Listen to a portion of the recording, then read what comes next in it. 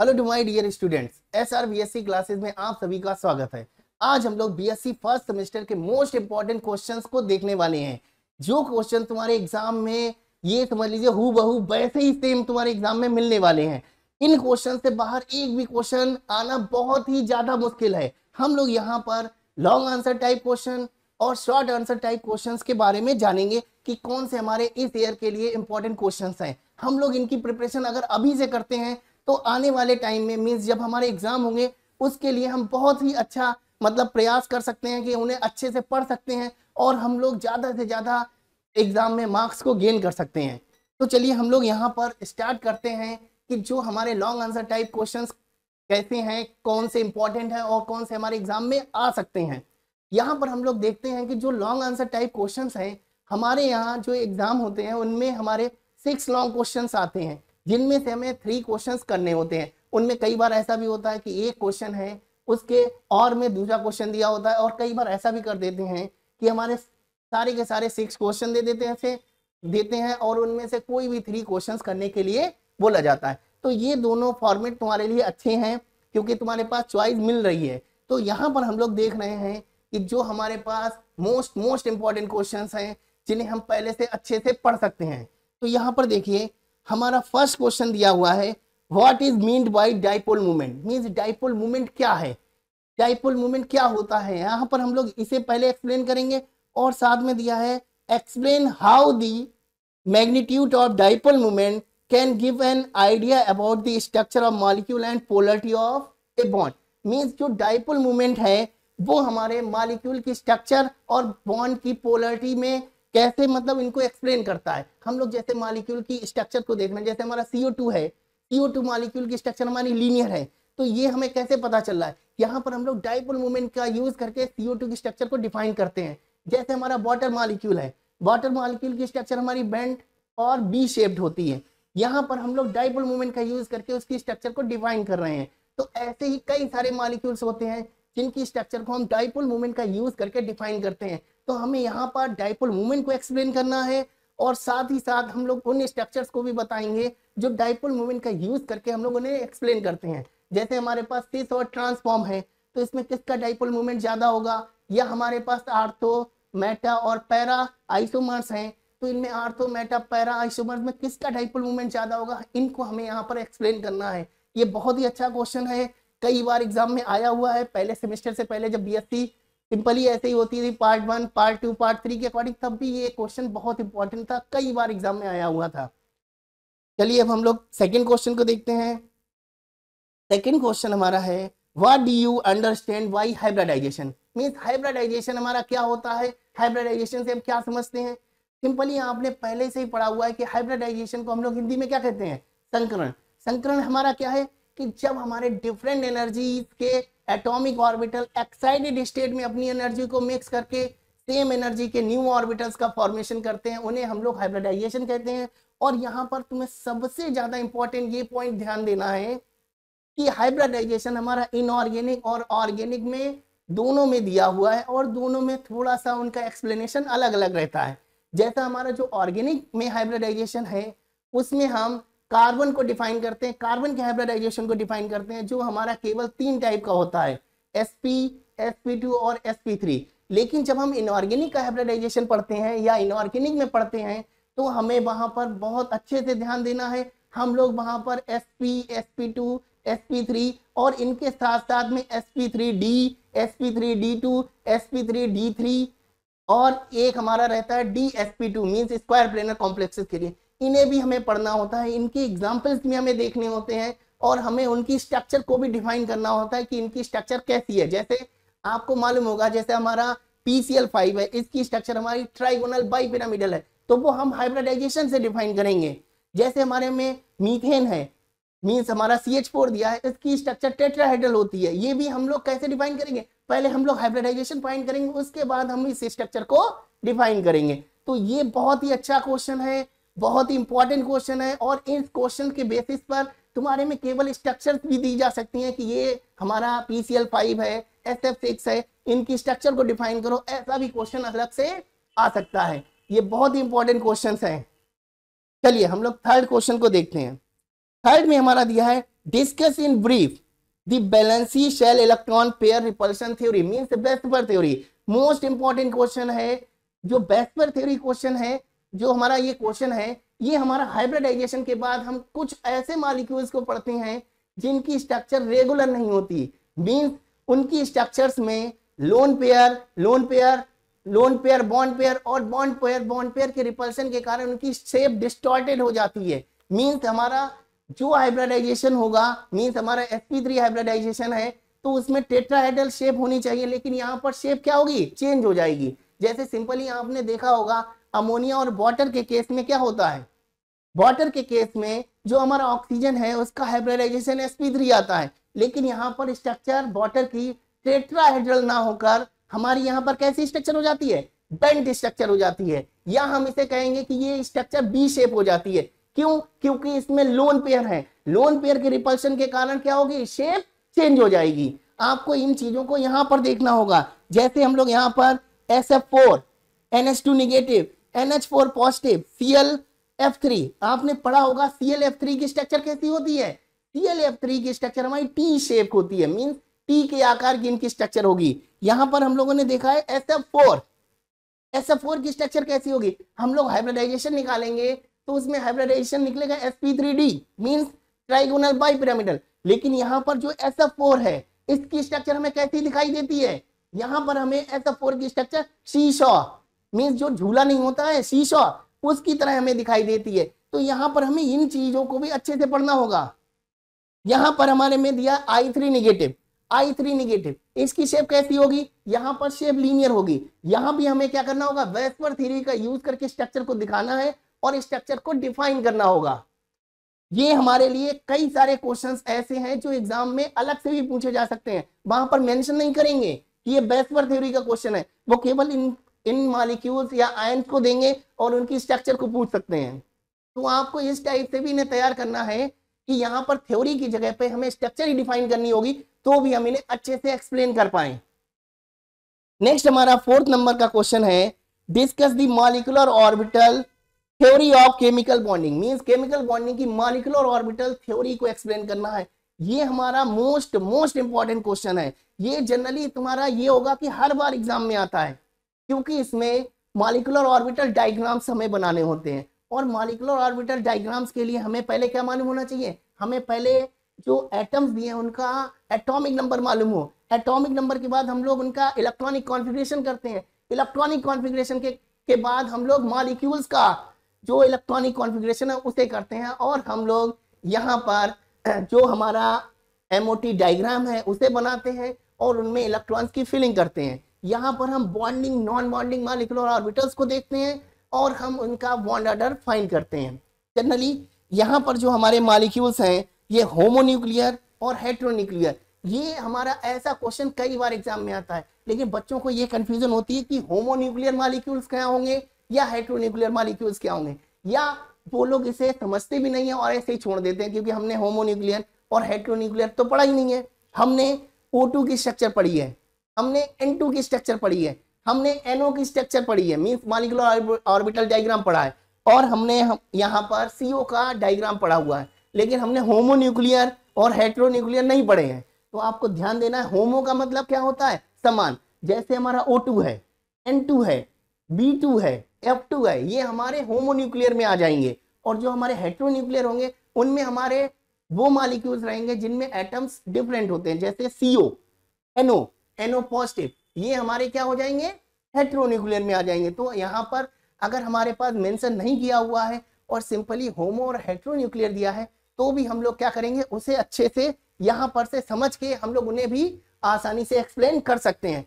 यहाँ पर देखिए अलग अलग से बॉन्ड ऑर्डर को भी डिफाइन करा लेते हैं। जैसे उन्होंने दे दिया O2 मॉलिक्यूल का बॉन्ड ऑर्डर क्या होगा, O2 पॉजिटिव का क्या होगा, O2 निगेटिव का क्या होगा, तो ये भी हमारे लिए बिल्कुल सेम एक जैसा रहेगा। उनमें से थोड़ा सा चेंज करना है, अगर किसी पे पॉजिटिव चार्ज आ रहा है तो हम इलेक्ट्रॉन्स को कम कर देंगे, अगर निगेटिव आ रहा है तो इलेक्ट्रॉन्स को बढ़ा देंगे। इनके बॉन्ड ऑर्डर को निकालने की भी हमारे पास एक ट्रिक होती है, जिससे हम लोग क्या करेंगे, सभी के मॉलिक्यूलर ऑर्बिटल कॉन्फ़िगरेशन को ना याद करके हम लोग सिंपली ट्रिक के द्वारा हम लोग और जो हमारा बॉन्ड ऑर्डर होगा उसे आसानी से फाइंड कर सकते हैं। बहुत ही सिंपल ट्रिक है, बहुत ही आसानी से हम लोग उसे फाइंड कर सकते हैं और ऐसे क्वेश्चन एग्जाम में भी बहुत आते हैं, और जो कॉम्पिटिशन्स होती है उनमें भी बॉन्ड ऑर्डर वाले क्वेश्चंस बहुत ही ज्यादा एग्जाम में पूछे जाते हैं। तो आपको ये क्वेश्चन तो बहुत अच्छे से कर लेना है, या मानिए हमारी मेरे लिए कि इसे बिल्कुल रट लेना है, ये क्वेश्चन जरूर एग्जाम में आएगा।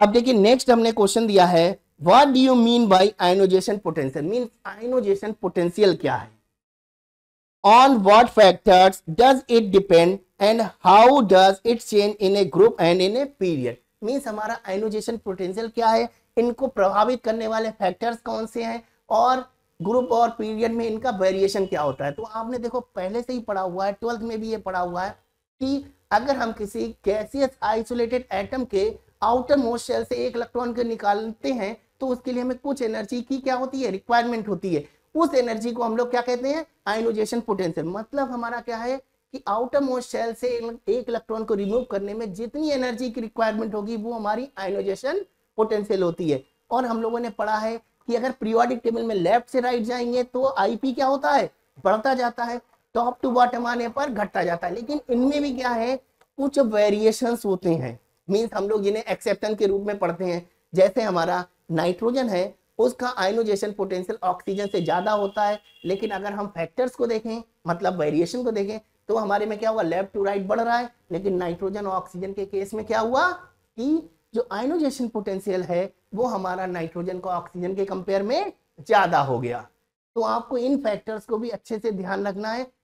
इस टाइप के क्वेश्चन ऑब्जेक्टिव में भी रहते हैं और यहाँ पर क्वेश्चन अलग से भी एक्सप्लेन करा देते हैं। यहाँ पर एक क्वेश्चन और आता है कि फर्स्ट आयनोजेशन पोटेंशियल की वैल्यू सेकंड आयनोजेशन पोटेंशियल से अधिक होती है, मींस नहीं कम होती है। मतलब हमारा जो फर्स्ट आयनोजेशन पोटेंशियल है उसकी वैल्यू सेकंड आयनोजेशन पोटेंशियल से कम है। तो हमारे यहाँ पर इसका वेरिएशन दिखाना है या क्यों ऐसा हो रहा है, इसको भी हमें यहाँ पर एक्सप्लेन करना है, और ये भी हमारे क्वेश्चन अलग से भी पूछा जाता है। अब यहाँ पर आप ध्यान रखना है आपको कि जो हमारा आयनोजेशन पोटेंशियल है इसके साथ में इसके और में मोस्टली क्वेश्चन हमारा आता है इलेक्ट्रॉन एफिनिटी। मतलब अगर आयनोजेशन पोटेंशियल का क्वेश्चन नहीं आया तो इलेक्ट्रॉन एफिनिटी का आता है, और ये भी हमारा आयनोजेशन पोटेंशियल के ही सिमिलर है, मतलब वैसा ही है।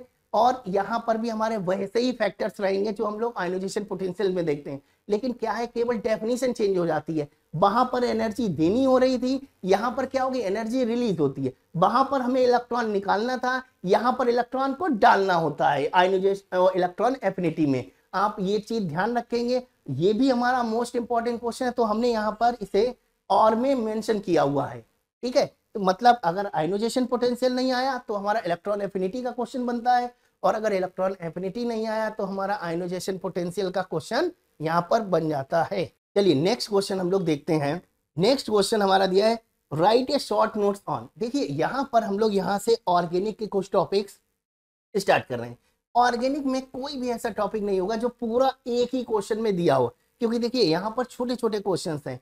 तो जनरली हमारे पास ऑर्गेनिक का ऐसा ही क्वेश्चन आएगा कि हमें क्वेश्चन पार्ट वाइज दिया होगा, और तुम्हें ये ध्यान भी रखना है कि जो पार्ट वाइज क्वेश्चन दिए होंगे लॉन्ग में वो तुम्हारे लिए सबसे अच्छे रहते हैं, क्योंकि यहाँ वो 3 पार्ट्स में दिया या 4 पार्ट्स में दिया तो सब में नंबर डिवाइड हो जाते हैं, और जब कम नंबर का क्वेश्चन होगा तो उसमें ज्यादा नंबर मिलने की चांसेस होती है। क्योंकि अगर तुम्हारा 3 नंबर का एक क्वेश्चन बन रहा है तो 3 में से 3 पूरे में मिल सकते हैं, लेकिन अगर 15 नंबर का एक क्वेश्चन है तो उसमें 15 में से 15 नहीं मिलेंगे, चाहे आप कितना भी अच्छा एक्सप्लेन कर रहे हो। ये चीज आपको पहले से ही ध्यान रखना है। तो अगर पार्ट वाइज वाले क्वेश्चन मिल रहे हैं तो आपके लिए वो सबसे ज्यादा अच्छे हैं, इंपॉर्टेंट हैं। और इसमें ये भी है कि अगर बाई चांस एक क्वेश्चन तुम्हें ऐसा लग रहा है कि नहीं आ रहा है तो उसमें से केवल क्या होगा, 2 या 3 नंबर कटेंगे। लेकिन अगर 15 नंबर का क्वेश्चन ऐसा है जिसमें तुम्हें आधा आ रहा है आधा नहीं आ रहा है तो उसमें से तुम्हारा बहुत नंबर कटने की चांसेस रहते हैं। तो हम लोग यहाँ पर देख रहे हैं, हमने दिया है यहाँ पर hyper conjugation, most important question है। पहले से हम लोगों ने पढ़ा हुआ हाइपर कॉन्जुगेशन क्या होता है कि जो हमारा सिग्मा इलेक्ट्रॉन का डीलोकलाइजेशन हो रहा है by pi conjugation, means pi conjugation के द्वारा सिग्मा इलेक्ट्रॉन का डीलोकलाइजेशन है, वो हमारा क्या है, हाइपर कॉन्जुगेशन है। हम लोग यहाँ पर हाइपर कॉन्जुगेशन के टाइप पढ़ेंगे, और हम लोग हाइपर कॉन्जुगेशन के द्वारा जो हमारे आयंस है या मॉलिक्यूल्स है उनमें स्टेबिलिटी बढ़ती है या घटती है उसे हम लोग यहाँ पर देखेंगे।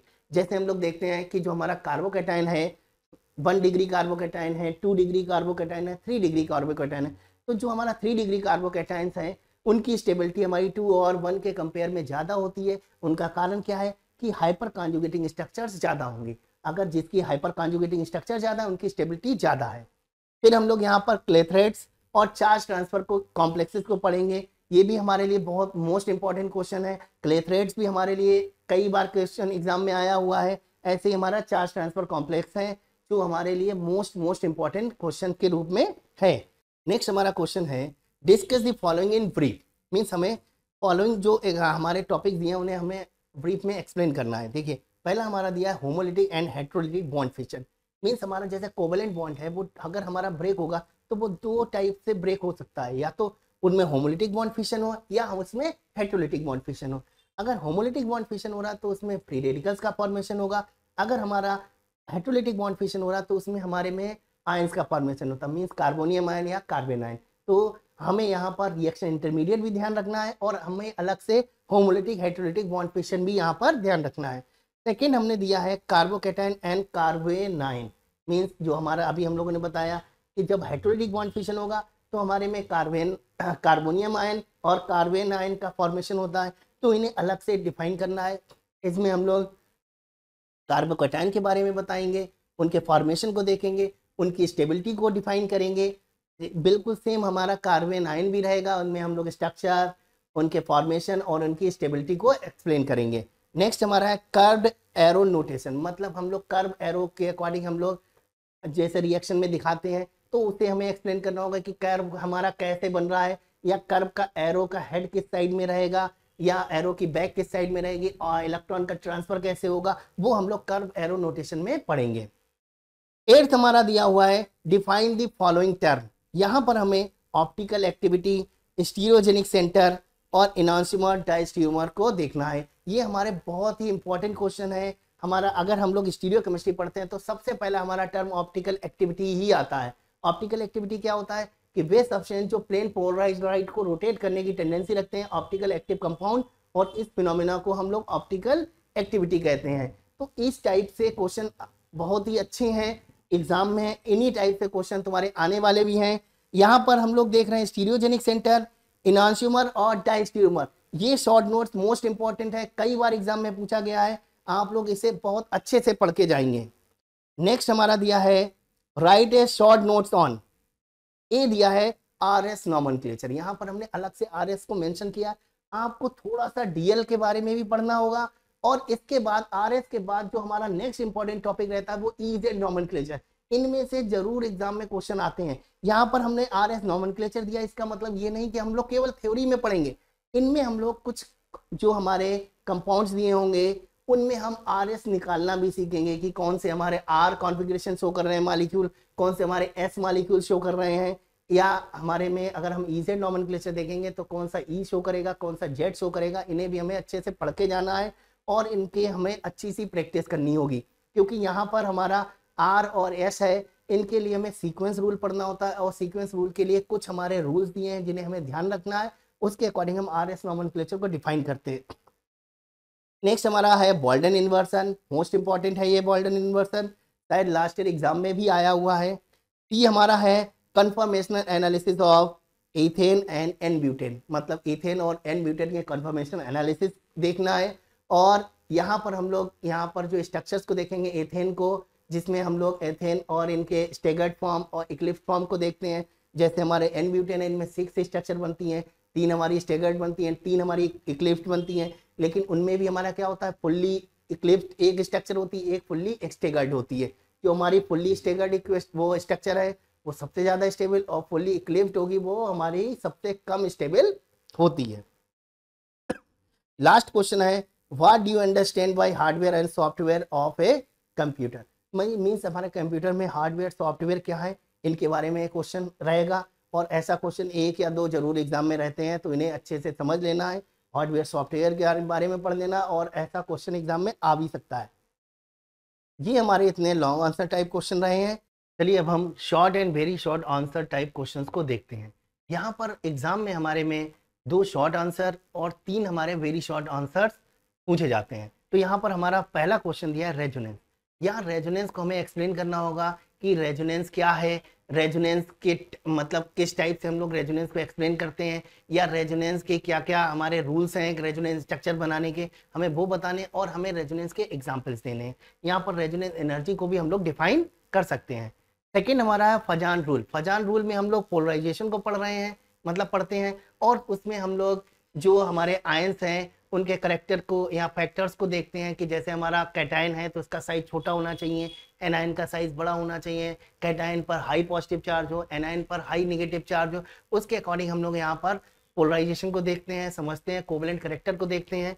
तो ये हमारा फजान रूल है, ये भी मोस्ट इंपॉर्टेंट क्वेश्चन है। इसके साथ में अगर पोलराइजेशन आए तो ये पोलराइजेशन और फजान रूल एक ही है, एक ही जैसा तुम्हारा एक्सप्लेनेशन इसमें रहेगा। नेक्स्ट हमारा दिया है हाइड्रोजन बॉन्डिंग। हम लोगों ने पहले भी पढ़ा हुआ है हाइड्रोजन बॉन्डिंग क्या होगी, कि जैसे हमारा हाइड्रोजन किसी मोर इलेक्ट्रोनेगेटिव एटम से जुड़ा हुआ है तो हाइड्रोजन में पार्शियल नेगेटिव और मोर इलेक्ट्रोनेगेटिव एटम पर पार्शियल नेगेटिव चार्ज जनरेट हो जाता है, जिससे हाइड्रोजन एटम पर किसी दूसरे मॉलिक्यूल के मोर इलेक्ट्रोनेगेटिव एटम के साथ एक बॉन्ड बनाने की टेंडेंसी आ जाती है। इस बॉन्ड को हम लोग हाइड्रोजन बॉन्ड कहते हैं। यहाँ पर हमें हाइड्रोजन बॉन्ड को एक्सप्लेन करना है, हाइड्रोजन बॉन्डिंग के टाइप्स को बताना है कि ये हमारे इंटरमॉलिक्यूलर है, इंट्रामॉलिक्यूलर, और उनके कुछ फैक्टर्स को हम लोग यहाँ पर एक्सप्लेन कर देंगे। नेक्स्ट हमारा है बेंट रूल। बेंट रूल में हम लोग इलेक्ट्रॉन्स के अरेंजमेंट को देखते हैं कि जैसे हमारा जो बॉन्ड हम लोग दिखा रहे हैं या बॉन्डिंग इलेक्ट्रॉन दिखा रहे हैं ये हमारे एक्सियल पोजीशन पे रहेंगे, बॉन्ड्स हैं कुछ भी मोर इलेक्ट्रोनेगेटिव एटम है तो हमारा एक्सियल पे रहेगा, इक्वेटोरियल पे रहेगा, इसे हम लोग बेंट रूल में पढ़ेंगे। ये भी शॉर्ट नोट्स है हमारा, लास्ट ईयर शायद ये पूछा भी गया हुआ है, इंपॉर्टेंट है, आप अच्छे से इसे तैयार कर सकते हैं। फिर हमारा नेक्स्ट है अबव प्रिंसिपल। अबव प्रिंसिपल में हम लोग ऑर्बिटल्स में इलेक्ट्रॉन्स की फिलिंग को पढ़ते हैं। जैसे हम लोग डिफरेंट ऑर्बिटल्स में इलेक्ट्रॉन्स को देखते हैं तो एनर्जी के ऑर्डर में हम लोग इन्हें इलेक्ट्रॉन्स को फिल करते जाते हैं। तो यहाँ पर हमें अबव रूल्स देखना है, अबव रूल्स के अकॉर्डिंग इलेक्ट्रॉन्स की फिलिंग को यहाँ पर अच्छे से समझना है और इन्हें यहाँ पर एक्सप्लेन करना है। जैसे हम लोग देखते हैं कि जो हमारा 3D है और 4s है, तो 4s जो हमारी सबसेल रहेगी उसमें इलेक्ट्रॉन 3D से पहले आते हैं क्योंकि 4s की एनर्जी कम है, 3D की ज्यादा है। ये हम लोग अबव रूल्स के अकॉर्डिंग ही ऐसा करते हैं या अबव रूल में ऐसा मेंशन किया हुआ है तो उसके अकॉर्डिंग हम लोग इलेक्ट्रॉन्स की फिलिंग करते हैं। नेक्स्ट हमारा है शील्डिंग और screening effect. Most important topic है ये, हमारा टॉपिक इस बार एग्जाम में पूछा जा सकता है। जैसे हमारे में एक हम लोगों ने पढ़ा था, ये अभी बेंट रूल देखा है, एक हमारा स्लेटर रूल है, यहाँ पर हम लोग स्क्रीनिंग इफेक्ट को मेंशन कर रहे हैं। ये क्या होता है स्क्रीनिंग इफेक्ट, जैसे हम लोग देखते हैं कि जो हमारा एटॉमिक न्यूक्लियस है इसके बाहर कई सारी सेल्स हैं जिसमें इलेक्ट्रॉन रहते हैं। तो यहाँ पर क्या होता है कि जो आउटर मोस्ट शेल के इलेक्ट्रॉन है वो इनर शेल के इलेक्ट्रॉन्स को रिपल करते हैं जिससे इफेक्टिव न्यूक्लियर चार्ज डिक्रीज हो जाता है। तो यहाँ पर हम लोग स्क्रीनिंग इफेक्ट और स्क्रीनिंग कांस्टेंट जो हमारा सिग्मा होता है उसे पढ़ते हैं और ये हमारा मोस्ट इंपॉर्टेंट क्वेश्चन है। मोस्ट इंपॉर्टेंट क्वेश्चन इस बार एग्जाम के लिए भी हो सकता है। और यहाँ पर हमारा जो हमारा स्क्रीनिंग इफेक्ट है इसे हम लोग शील्डिंग इफेक्ट भी कहते हैं, तो हमारा ये क्वेश्चन शील्डिंग इफेक्ट के भी नाम से पूछा जा सकता है। नेक्स्ट हमारा दिया हुआ है कार्बीन। अभी हम लोगों ने कार्बोकेटाइन कार्बेनाइन को पढ़ा था कि कार्बोकेटाइन क्या है कार्बेनाइन क्या है, उसी में हमारा नेक्स्ट है कार्बीन। ये भी हमारा रिएक्शन इंटरमीडिएट है और जितने भी रिएक्शन इंटरमीडिएट हैं वो क्या होते हैं, शॉर्ट लिव्ड स्पीसीज है, मतलब इनका क्षणिक अस्तित्व होता है। तो हमें यहाँ पर कार्बीन को पढ़ना है। साथ में हमने कई और हमारे रिएक्शन इंटरमीडिएट हैं जैसे हमारा फ्री रेडिकल है, नाइट्रीन्स है, बेंजाइन है या उन्हें एराइन्स भी कहते हैं, ये भी हमारे लिए इंपॉर्टेंट है। लेकिन हमारे जो सबसे इंपॉर्टेंट है वो हमारा कार्बोकेटाइन कार्बेनाइन कार्बीन है जो हम लोगों ने यहाँ पर मेंशन किए हुए हैं। नेक्स्ट हमारा है ortho para and Meta directive group. जैसे हम लोगों ने मीजोमेरिक इफेक्ट पढ़ा था उसमें हम लोग प्लस एम और माइनस एम इफेक्ट को पढ़ते हैं।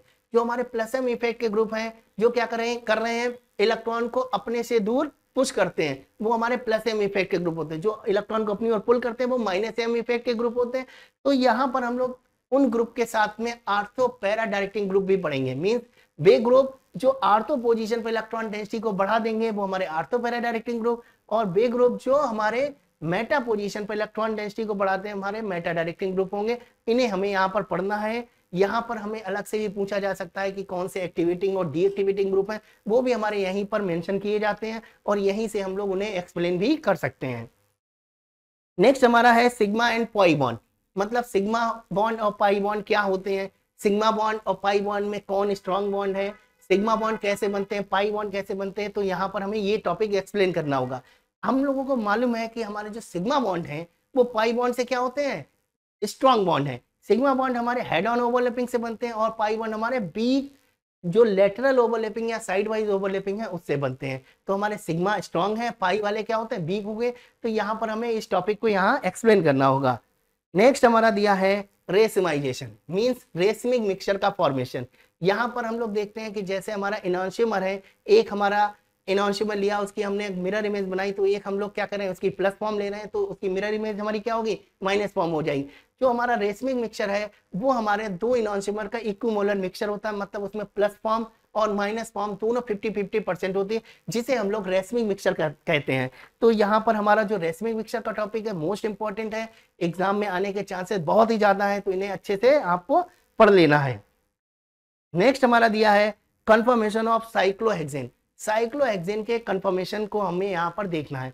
जैसे हम लोग देखते हैं कि जो साइक्लोहेक्सेन है उसकी अगर हम साइक्लोहेक्सागोन की फॉर्म में देखें तो इसकी स्टेबिलिटी कम होती है, लेकिन एक्चुअल में हम लोग ये देखते हैं कि जो साइक्लोहेक्सेन है वो हमारा स्टेबल मॉलिक्यूल है। मींस हमारा क्या है कि जो साइक्लोहेक्सेन है वो हमारा साइक्लोहेक्सागोन, मतलब जो हमारा हेक्सागोन है उसकी फॉर्म में एग्जिस्ट ना करके ये पकड़ रिंग स्ट्रक्चर शो करता है, जिसमें ये चेयर और बोट फॉर्म का फॉर्मेशन करता है। तो यहाँ पर हम लोग चेयर और बोट फॉर्म को देखेंगे, और जो चेयर और बोट फॉर्म है उसमें हम लोग ये भी मेंशन करते हैं कि जो सभी कार्बन पर जो दो दो हाइड्रोजन दिए हैं वो इक्वल ना होकर ये हमारे दोनों डिफरेंट टाइप के हाइड्रोजन है। जैसे एक हाइड्रोजन को हम लोग एक्सियल हाइड्रोजन और दूसरे हाइड्रोजन को हम लोग इक्वेटोरियल हाइड्रोजन कहते हैं, जो हमें यहाँ पर एक्सप्लेन करने होंगे। यहाँ पर हम लोग ये भी देखते हैं कि हमारी चेयर और बोट फॉर्म में हमारी चेयर फॉर्म की स्टेबिलिटी क्या होती है, बोट फॉर्म की कंपैरिजन में ज्यादा है। तो ये क्वेश्चन हमारे लिए भी इंपॉर्टेंट बनता है और इनके एक्सप्लेनेशन को हम लोग न्यूमैन प्रोजेक्शन के अकॉर्डिंग भी दिखाते हैं। ठीक है, तो यहाँ पर हमें ये इस क्वेश्चन के को भी अच्छे से ध्यान रखना होगा। नेक्स्ट हमारा दिया है कीटो इनॉल टॉटोमेरिज्म। जो हमारी कीटो इनॉल टॉटोमेरिज्म है ये हम लोग, जैसे हम लोगों ने एस्टर पढ़े थे उनमें भी हम लोग मेंशन करते हैं, या हमारा कीटोन है, कीटोन्स को भी हम लोग यहाँ पर कीटोन और अल्कोहल में हम लोग टॉटोमेर करके बना के मतलब दिखाते हैं। तो ये हमारे लिए मोस्ट इंपॉर्टेंट क्वेश्चन है, लास्ट ईयर एग्जाम में आया है, तो आपको इस टॉपिक को बिल्कुल भी नहीं छोड़ना है, बहुत अच्छे से पढ़ लेना है कि हमारी कीटो इनॉल टॉटोमेरिज्म क्या होती है, कीटो और इनॉल फॉर्म में कौन सी फॉर्म ज्यादा स्टेबल होती है या कौन सी फॉर्म कब ज्यादा स्टेबल है, इन्हें अच्छे से आपको पढ़ लेना होगा। नेक्स्ट हमारा दिया हुआ है बॉर्न हेबर साइकिल। ये क्वेश्चन हमारा लास्ट ईयर एग्जाम में आया हुआ भी है। बॉर्न हेबर साइकिल को हम लोग पहले लैटिस एनर्जी को, मतलब बॉर्न हेबर साइकिल से हम लोग लैटिस एनर्जी को डिफाइन करते हैं। लैटिस एनर्जी हमारी क्या होती है कि अगर हमारे जो आयनिक कंपाउंड्स है उन्हें हमें आयंस में डिसोसिएट करने के लिए हमें जितनी एनर्जी की रिक्वायरमेंट होगी उसे हम लैटिस एनर्जी कहते हैं। या हम कह सकते हैं कि जो आयंस है उनको अगर हम कंबाइन करते हैं या आयंस कंबाइन होते हैं तो जितनी एनर्जी रिलीज होगी उसे हम लोग क्या कहते हैं, लैटिस एनर्जी कहते हैं। और उसी के अकॉर्डिंग हम लोग बॉर्न हेबर साइकिल के द्वारा उसे एक्सप्लेन करते हैं और लैटिस एनर्जी को डिफाइन करते हैं। नेक्स्ट हमारा दिया है the slope of straight line. यहाँ पर हम लोग, यहाँ मैथमेटिक्स का जो पोर्शन दिया उसका एक क्वेश्चन दिया हुआ है, यहाँ पर हम लोग स्लोप को डिफाइन कर रहे हैं कि स्लोप इसमें क्या होगा। इसमें हम लोग क्या करेंगे, इस इक्वेशन को y बराबर mx प्लस c से कंपेयर कर देंगे, जिससे जो हमारी m की वैल्यू आएगी वो हमारा स्लोप हो जाएगा और हम लोग यहाँ पर इसे एक्सप्लेन कर सकते हैं। इसमें कई सारे क्वेश्चंस आ जाते हैं, जैसे log m इंटू n का जो फॉर्मूला है वो क्या होगा, या हमारा इंटीग्रेशन पूछ लिया कि dx का इंटीग्रेशन क्या होगा, या इंटीग्रेशन sin x का इंटीग्रेशन क्या होगा। तो उस टाइप से ये भी क्वेश्चन आपको थोड़े से अच्छे से समझ लेने होंगे। लास्ट में हमारा यहाँ पर दिया हुआ है डिफाइन द टर्म। जो हमारा दिया हुआ वाइट दिया है, लेवल्स दिया है और वाइट्स जो हैं इन्हें हमें डिफाइन करना होगा। ये हमारे कंप्यूटर के टॉपिक हैं, इन्हें भी थोड़ा सा पढ़ लेंगे तो ऐसे क्वेश्चन हमारे आसानी से हो सकते हैं। अब आप देखिए हमने यहाँ पर जो लॉन्ग आंसर टाइप क्वेश्चन है 10 क्वेश्चन को मेंशन किया हुआ है, ये हमारे लिए मोस्ट इंपॉर्टेंट क्वेश्चन है। इन्हें बिल्कुल भी ऐसा ना करें कि इनमें से कोई भी टॉपिक छोड़ दें, क्योंकि ये मोस्ट इंपॉर्टेंट क्वेश्चन है। इन सभी टॉपिक्स को बहुत अच्छे से पढ़ लें। साथ में हमने यहाँ पर 15 जो शॉर्ट और very short answer type question दिए हुए हैं। इनमें हमारे क्वेश्चंस जो हैं वो जैसे कि शॉर्ट में आया है तो थोड़ा सा ज्यादा एक्सप्लेन करना होगा, अगर वेरी शॉर्ट में अगर आ रहा है तो उसे आप कम में भी एक्सप्लेन कर सकते हैं। लेकिन आपको ये भी ध्यान देना होगा कि हमें कितना लिखना होगा, ये सबसे जरूरी है कि अगर हम एक लॉन्ग में क्वेश्चन दिया है हमने लॉन्ग के तरीके से याद किया हुआ, लेकिन अगर वो शॉर्ट में आ जाए तो हम क्या लिखेंगे। तो हमें वो चीज अच्छे से समझनी है कि हमें उसमें लिखना क्या है, कि मेन चीज हमारी वो कवर हो जाए, जिससे हमारे उसमें से नंबर ना कटे। तो आप इन क्वेश्चंस को बहुत अच्छे से पढ़ लेना है, मतलब इन क्वेश्चंस में से एक भी क्वेश्चन को छोड़ना नहीं है, बहुत अच्छे से आप इन्हें समझ लीजिए। इनमें से एग्जाम में क्वेश्चन 100% आपको मिलेंगे। अगर आप इन क्वेश्चंस की डिटेल में वीडियो चाहते हैं तो आपको SR BSc क्लासेस की जो ऐप है उसे आप डाउनलोड कर लें गूगल प्ले स्टोर से, और ये जितने क्वेश्चंस होंगे इनके डिटेल वीडियो भी हमारी जो SR BSc क्लासेस की ऐप है उस पे पेड बैच में आपको मिलेंगी। चलिए अब हम लोग मिलते हैं अगले वीडियो में, तब तक के लिए bye bye, take care, thank you.